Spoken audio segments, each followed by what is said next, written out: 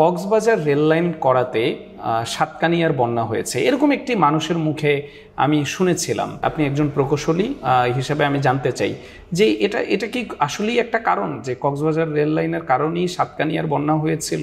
ওই বছর 2023 সালে আগস্ট মাসে পুরা বছরে যে পরিমাণ বৃষ্টি হয় 5 দিনে সেই পরিমাণ বৃষ্টি হয়েছিল, এবং সাঙ্গু নদীর যে নর্মাল গতিপথ সেটা আঁকাবাঁকা থাকার কারণে এটা পানি তো আর ওই ধর্মমান না, স্ট্রেট চলে গেছে।